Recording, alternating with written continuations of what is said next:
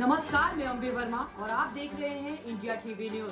तो चलिए आगे बढ़ते हैं कुछ खास खबरों की ओर। जदयू के राष्ट्रीय प्रवक्ता राजीव रंजन ने आज लालू प्रसाद यादव एवं तेजस्वी यादव पर जमकर हमला बोला। उन्होंने लालू प्रसाद यादव के कार्यकाल को जनराज नहीं गणराज बोला। साथ ही उन्होंने कहा कि लालू प्रसाद के राज में हत्या, अपहरण, दुष्कर्म व अराजकता का माहौल हो गया था। उन्होंने राबड़ी देवी के शासनकाल की खामियां बनाते हुए कहा कि जिस समय वह मुख्यमंत्री थी उस समय महिलाएं खुद को असुरक्षित समझती थी। डर का ये आलम था कि शाम 5 बजे के बाद महिलाएं घर से बाहर जाना उचित नहीं समझती थी। इसके साथ ही उन्होंने नीतीश कुमार के सुशासन को गिनवाते हुए कहा कि नीतीश कुमार के राज में महिलाओं को सम्मान दिया गया, बच्चियों को शिक्षा एवं अधिकार दिए गए तथा बिहार एक पहला ऐसा राज्य है जहां पंचायती चुनाव में महिलाओं को 50% आरक्षण दिया गया। साथ ही उन्होंने कहा कि बिहार पहला ऐसा राज्य है जहां महिला पुलिस की भागीदारी पुरुष से थोड़ी बहुत ही कम है। तो वहीं शिक्षक नियुक्ति में 4 लाख शिक्षकों की नियुक्ति पर उन्होंने कहा कि लगभग 4 लाख शिक्षकों में 35% जो शिक्षक हैं वह महिलाएं ही हैं। वहीं तेजस्वी यादव पर प्रहार करते हुए उन्होंने कहा कि तेजस्वी यादव बार बार दोहराते हैं कि 5 लाख नौकरी हमने दी, तो मैं आपको बताऊं कि उनको जानकारी का अभाव है। बिहार में 4 लाख शिक्षकों की ही नियुक्ति हुई थी। इंडिया टीवी न्यूज के लिए नवीन कुमार की विशेष रिपोर्ट पटना से। 4 लाख का भी अपॉइंटमेंट हुआ, वो जो लगातार 5 लाख कर रहे हैं, पता नहीं कहाँ से 5 लाख कर रहे हैं तेजस्वी जी, मुझे नहीं पता। लेकिन चूंकि उनको जानकारी नहीं है, कुछ भी कोई जानकारी नहीं है, जानकारी के अभाव में गलत गलत फिगर देते हैं, गलत गलत बात करते हैं। 4 लाख का अपॉइंटमेंट हुआ, उसमें 2 लाख लड़कियों का हुआ है। हालत ये है कि 35% उनकी पोस्टिंग की, क्योंकि अगर कोई लड़की बहाल होती है और पटना की लड़की को अगर आप बहुत दूर भेज देंगे तो दिक्कत होगी उनको, इसीलिए 35% रिजर्वेशन पोस्टिंग में भी कर दिया। 35%, जहां तक बहाली का सवाल है, 35% उन्होंने दिया रिजर्वेशन लड़कियों के लिए। अरे भाई रुको यार, % रिजर्वेशन उन्होंने दिया महिलाओं को पुलिस में बहाली में 35%। आज क्या स्थिति है? 26,175 महिलाएं आज पुलिस में काम कर रही हैं, जो यूपी जो हमारा से हमसे दुगना बड़ा राज्य है उससे बहुत ज्यादा है। जैसे इसकी महिलाओं को बढ़ाने में उन्होंने अद्वितीय काम किए हैं। चाहे किसी भी काम का हो, एडमिशन तो लड़कियों का पहले नहीं होता था, इंजीनियरिंग में, मेडिकल में या स्पोर्ट्स में कहीं भी नहीं होता। इक्का दुक्का कोई हो जाता था तो हो जाता था। आज क्या किया इन्होंने? 35% रिजर्वेशन नीतीश जी ने, चाहे वो इंजीनियरिंग कॉलेज का हो, मेडिकल कॉलेज का हो, स्पोर्ट्स विंग का हो, कुछ भी हो, उसमें 35% रिजर्वेशन। देखिए, ये इसलिए मैं कह रहा हूँ सब कि नीतीश जी ने महिला वर्ग के लिए अद्वितीय काम किए हैं, बहुत सारे काम किए, पर यूं कहिए कि रिजर्वेशन के कारण आज महिलाएं एकदम स्वावलंबी हो गई हैं।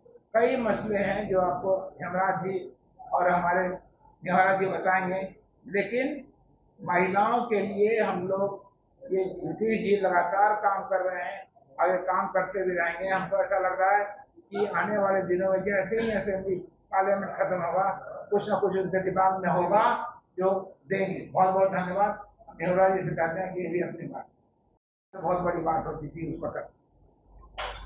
मैं इसलिए ये सब बात कर रहा हूं कि महिला हो करके भी उन्होंने महिलाओं का ध्यान नहीं रखा, बल्कि शाम को 5 जैसे बेड डूबता था, कोई लड़की घर से बाहर नहीं आती थी।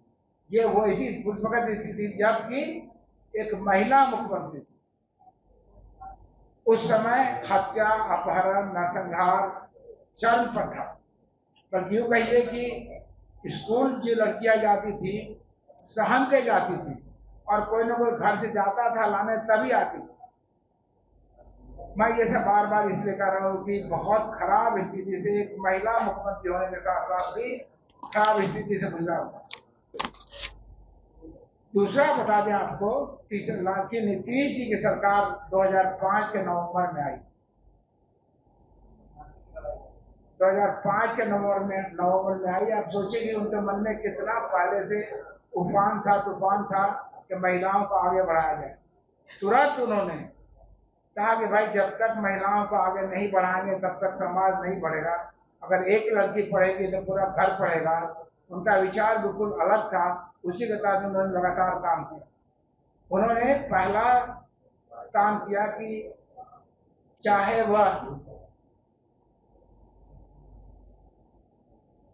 रिजर्वेशन का काम जो है उन्होंने पंचायत में 50% रिजर्वेशन कर दिया, नगर निकाय में 50% महिलाओं के लिए किया। महिलाओं के लिए क्या रिजर्वेशन, तभी महिलाएं आगे बढ़ी और लगातार क्या कहते हैं देखने को मिल रहा कि अब आजकल कंधे पे कंधे हाथ मिला के अपने हस्बैंड के साथ काम कर रही हैं और इतना बढ़ोतरी हुई है महिलाओं के का कि आप सोच नहीं सकते, इतना ज्यादा हुई है। और आप देखते होंगे अब आजकल हर स्कूल में लड़कियों और लड़कों की संख्या लगभग एक है। जब नीतीश जी चीफ मिनिस्टर हुए थे उस वक्त 12% लड़कियां ही स्कूल जाती थी, 12%, यानी 88% लड़कियां स्कूल नहीं जाती। जो बड़े घर के थे वही लोग स्कूल जाने के जाते थे, कोई छोटे घर के नहीं जाते थे। आज ड्रॉप आउट होने के बाद भी 98% लड़कियां स्कूल जाती, 98%। आप समझ सकते हैं कितना ज्यादा संख्या में स्कूल जा रही हैं आजकल। सरकार ने लड़कियों की पढ़ाई के लिए लगातार काम किया। स्कूल में चाहे खाना देने का कार्यक्रम हो या क्या कहते हैं कपड़ा देने का स्कूल में काम हो, किताब देने का काम हो, स्कॉलरशिप देने का काम हो, लड़कियों को साइकिल देने का काम हो। इंटर पास करे तो 25,000, बीए पास करे तो 50,000। आप समझ सकते हैं कि एवरेज 1 लाख से ऊपर हर लड़की को पढ़ाने में बिहार सरकार खर्चा इसलिए करती रही कि ताकि महिलाएं बढ़ेंगी तो समाज बढ़ेगा, सब जगह पढ़ाई लिखाई आगे बढ़ेगी। इससे बड़ी बात और क्या हो सकती है जो लगातार उन्होंने किया है। उतना ही नहीं है, आप देखे होंगे उनका कितना स्ट्रॉन्ग एफिलिएशन है महिलाओं को बढ़ाने के लिए। आज प्रदेश में 2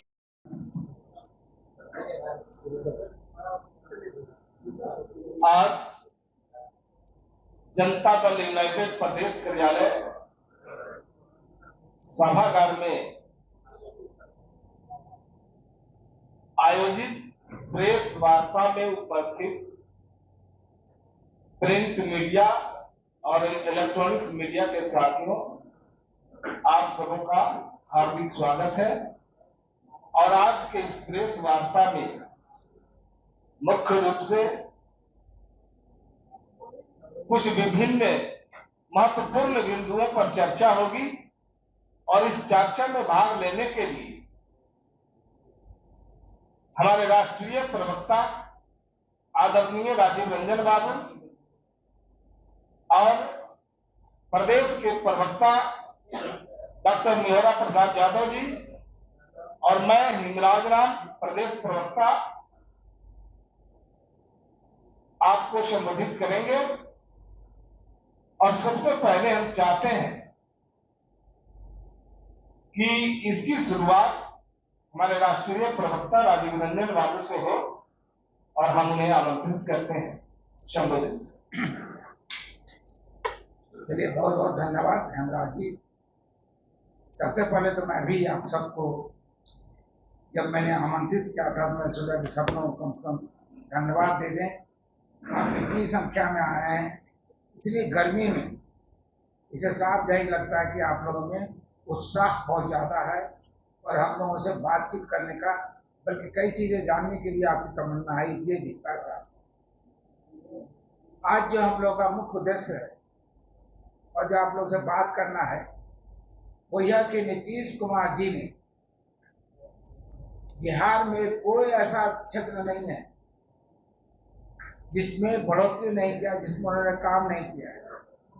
आज हम जरूर चाहते हैं कि महिलाओं के लिए पुराने जो हमारे 15 साल राज किए उन्होंने क्या किया वही बताऊंगा कुछ थोड़ा सा। और नीतीश कुमार जी ने जो कार्य चलाया, कार्यक्रम, कई अद्वितीय योजनाएं इन्होंने चलाई हैं।